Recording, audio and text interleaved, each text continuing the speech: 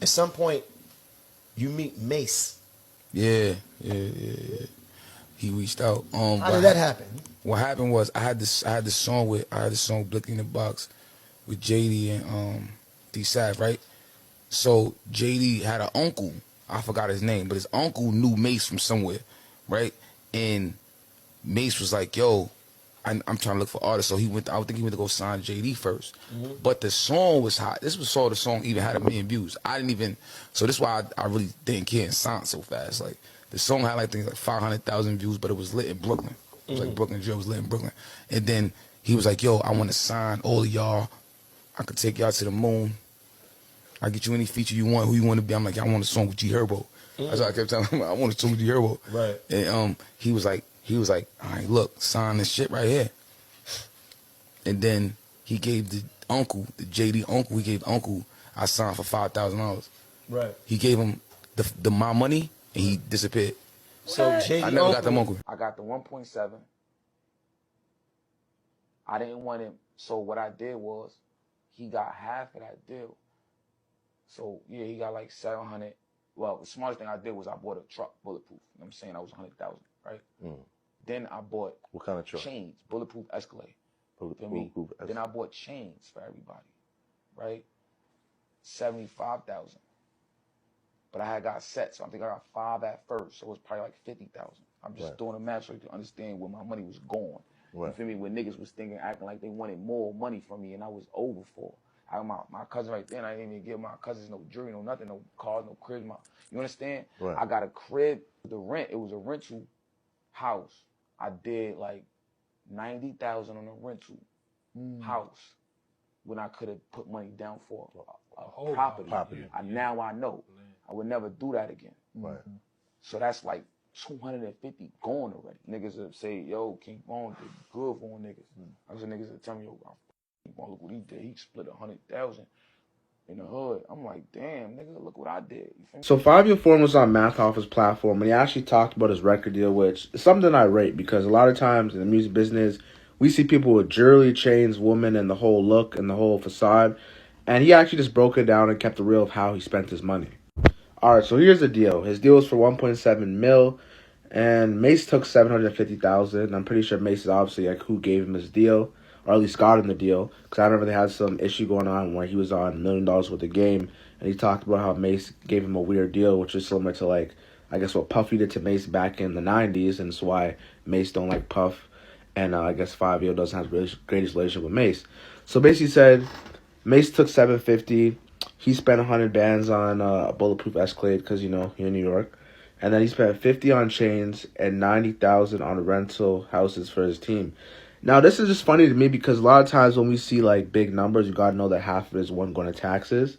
And two, like, not saying rappers aren't as rich as they are because, like, Fivio definitely get money. Like, he's a big artist in New York doing his thing.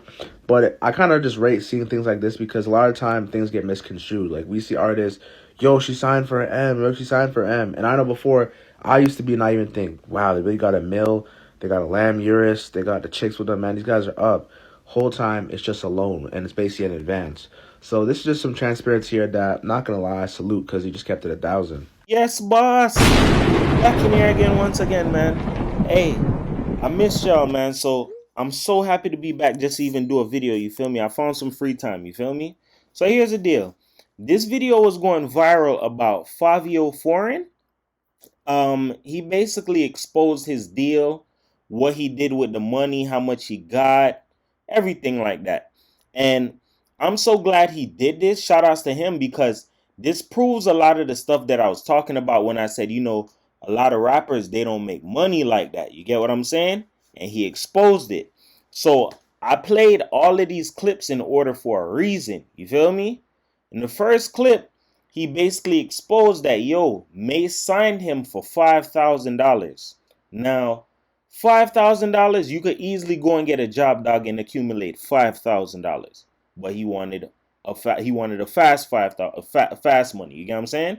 So Mace signed him for $5,000 along with one of his friends, JD or something like that, right? Now, him being signed for $5,000, he broke down that in his major deal, he got $1.7 million. Now, he exposed clear as day how he spent that money. You feel me? He took $750,000 and he gave it to Mace. You feel me? That's Mace's cut. And with the remaining money out of the deal, which should be about 950,000, he spent money on a bulletproof Escalade, right? As well as the bulletproof Escalade, he bought a house for his friends to stay in, a rental or something of that sort. And he bought jewelry for his friends, right? I'm going to tell you right now, out of the way how he spent his money out of his deal, I'm going to say this. I'm not going to say he spent bad or he spent good. He spent the way how he wanted to, because here's the deal. When you get money, as much as you may make plans like, oh, you know, I'm going to invest this or I'm going to invest that, you're saying that now. When the bread touches your hand, all of those plans that you made, if you're not strong to it, if you're not true to it, it could go out the window when you get that money because you're worried about other things that you can use and spend on that. You get what I'm saying? So here's the deal. With the money that Mace invested in him, I'm going to clear that up right now, right? Mace, I'm going to be honest. I would say this. If Mace signed him for 5 bands for real, Mace is green as hell. You know what I'm saying? He took advantage of it. He signed him for $5,000, right? Then, I'm pretty sure he put money behind him. True. So, if you're going to blow, you're going to have all of these different things. And the song that really set him off was a song called Big Drip, right?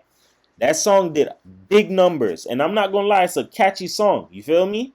And the fact that that was his like debut song or his hottest song, I'm pretty sure he was able to land and strike a deal. But that you need somebody to put money behind you. You need to have somebody like an angel investor or somebody you're signed to. Somebody that's going to put bread behind you so that a major label can see you and then take you from there, or they're going to give you a deal. You get what I'm saying? So I'm pretty sure Mace invested a nice chunk of change behind him. That's why he took the $750,000, right?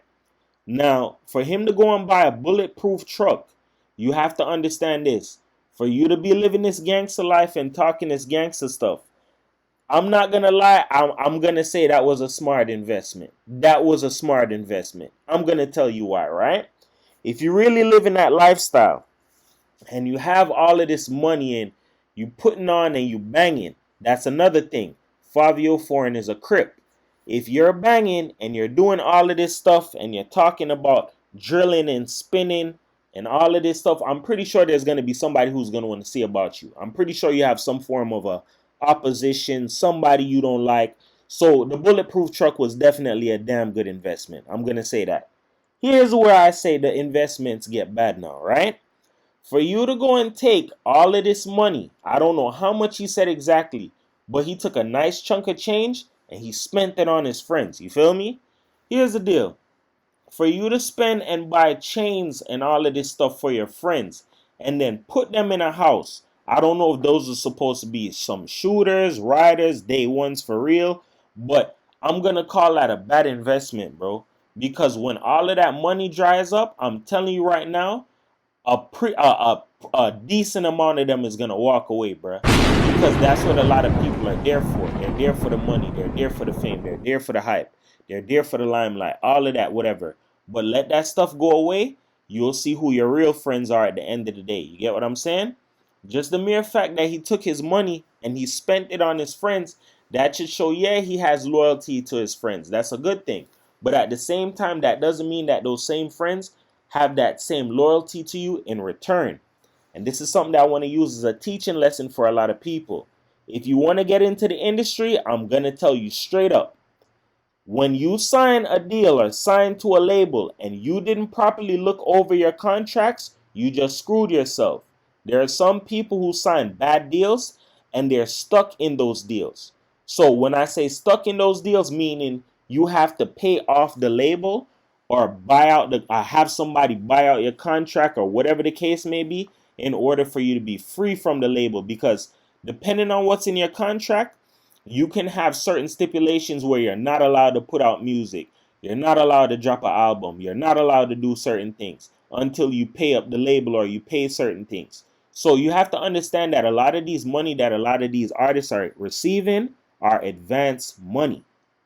And when you get an advance given to you, that's meaning that you have to pay that money back. You get what I'm saying? It's not like a royalty check that you rightfully earned. You get what I'm saying? Because when somebody signs you or somebody puts money behind you, you can best believe, please be assured that it's all facts, no cap, that they're going to want their money with some extras on the side. You get what I'm saying? So you have to remember these things. Nothing wrong with you signing. Make sure you have a lawyer of your own that you personally know, not a lawyer that the label provides, because labels have their very own lawyers that's working with them. You get what I'm saying? Make sure you have your own lawyers that you're able to take care of your situation and make sure that you're good. But you have to remember this, and I never stated this before, right?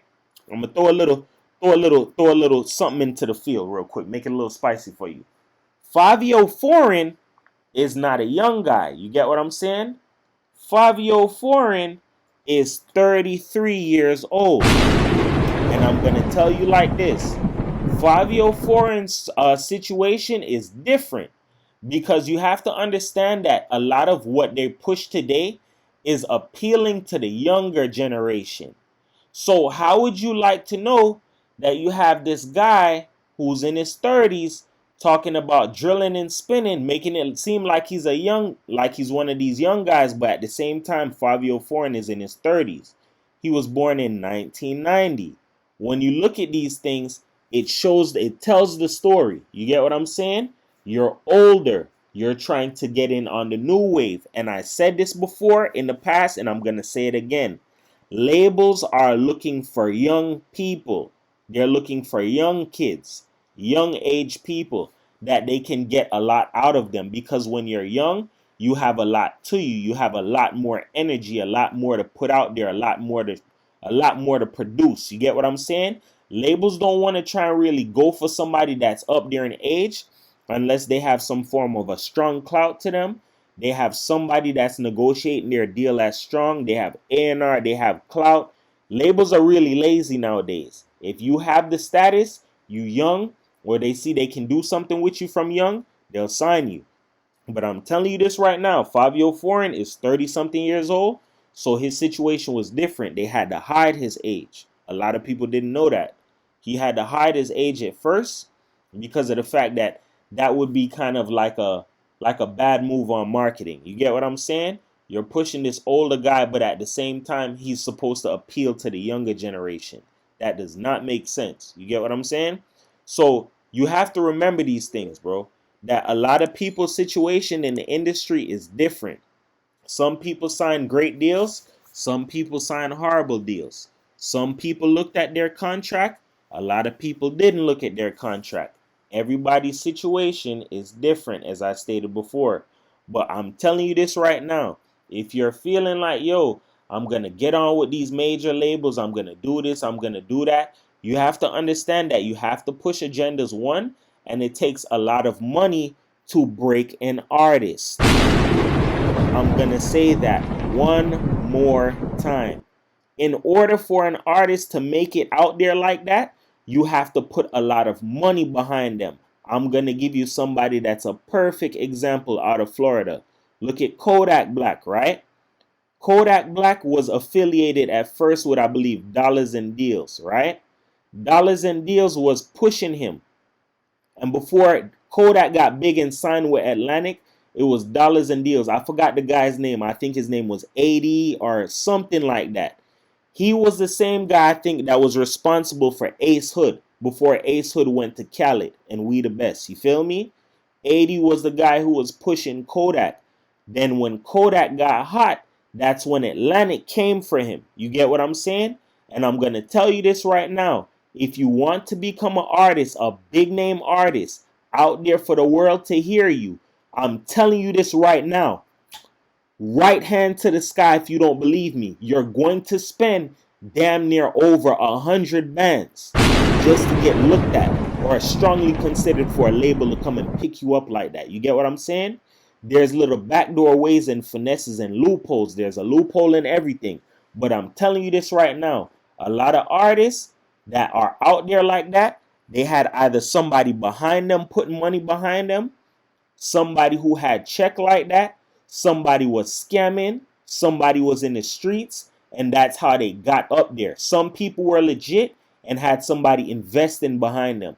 But you have to understand that that's how this stuff works, bro. He actually exposed it that Mace was the person who signed him. So he actually gave it up and showed, yo, this was my deal. This is what I signed for. This is what I made. He ain't tell you like a Blueface. Blueface, they asked him, yo, who are you signed to? Blueface didn't even know who he was signed to. He signed to Cash Money West. He didn't even know what was in his deal. These are people who sign and they just know that, look, I'm supposed to get money out of this. Don't be so money hungry. Look at the paperwork, because if the paperwork isn't adding up, you're going to screw yourself. I'm telling you this right now. Paperwork and contract, that's a form of a binding, and this is legal because it's written down and it's documented. So if you don't do your due diligence, you're not looking over your paperwork, you're going to screw yourself. You get what I'm saying? That's why you see that there's a lot of artists that whatever happened to this artist or whatever happened to them, chances are some of them signed bad deals and they had to sit. They have to wait to pay up the label or buy themselves out of their contract so they can start putting out music.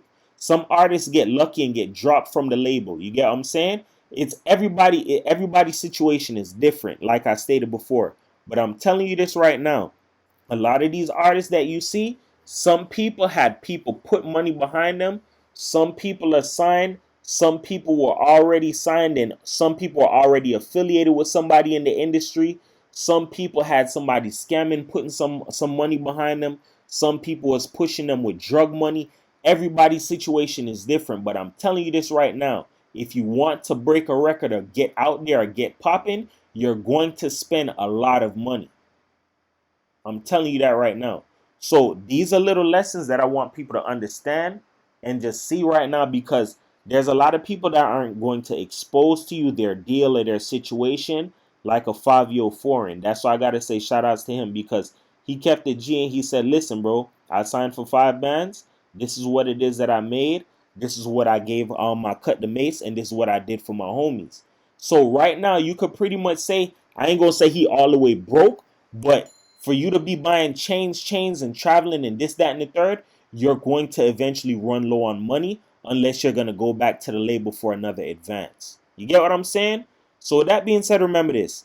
Words can help you. They can hurt you. But here on my channel, I use them to uplift you, because everybody's a champion.